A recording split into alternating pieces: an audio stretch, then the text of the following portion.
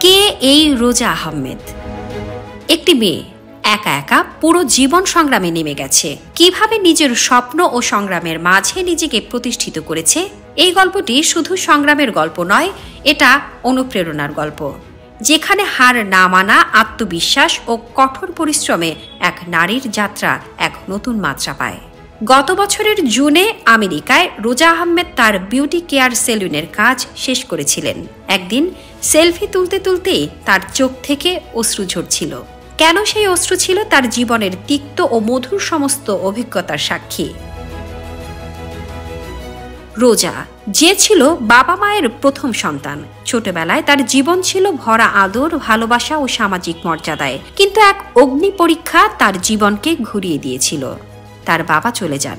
বাবা চলে যাওয়ার পর রোজা এক অসীম খালি জায়গায় দাঁড়িয়েছিলেন। শুধু দুঃখ, নিঃস্বতা এবং হারানো সম্মান ছিল। প্রথমবার সে উচ্চারণ করেছিল, আমার স্বপ্ন তো মরেনি, আমি এগিয়ে যাব। কিন্তু সমাজ, পরিবার, সবার অবজ্ঞা তাকে প্রতিদিন আরো কঠিন যুদ্ধে নামিয়ে দিয়েছে। তবে রোজা থেমে থাকেনি। শুরু হয় এক নতুন অধ্যায়। প্রথম প্রফেশনাল মেকআপ আর্টিস্ট হিসেবে তার পথ চলা। শুধু মেকআপ নয়, সে আস্তে আস্তে একের পর এক ব্রাইডাল ট্রান্সফরমেশন ভিডিও ভাইরাল করে গড়ে তুলেছিল তার নাম। আজ রোজার মেকআপ সেলুন রোজাস ব্রাইডাল শুধু দেশেই নয়, আন্তর্জাতিক স্তরে প্রশংসিত।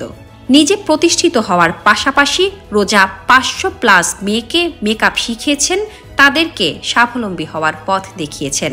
আজ যখন রোজা নিজের সেলফি তোলে, সেই অশ্রু সাফল্যের অশ্রু। এটা প্রমাণ করে যে জীবনের কঠিন মুহূর্তগুলো আসলেই আমাদের শক্তিশালী করে তোলে। তবে এই যাত্রার সবথেকে বড় শক্তি ছিল তার মা, যিনি আজ নিজেও প্রাউডলি বলেন, আমার বড় মেয়ে রোজা আলহামদুলিল্লাহ এখন অনেক বড় হয়েছে। রোজা আহমেদ একটি নাম নয়, বরং একটি অনুপ্রেরণা, একটি প্রতীক যা প্রতিনিয়ত হার না মানার সাহস, অটুট আত্মবিশ্বাস, জীবনের কঠিন সংগ্রাম এবং অপরিসীম পরিশ্রমের উদাহরণ হয়ে দাঁড়িয়েছে।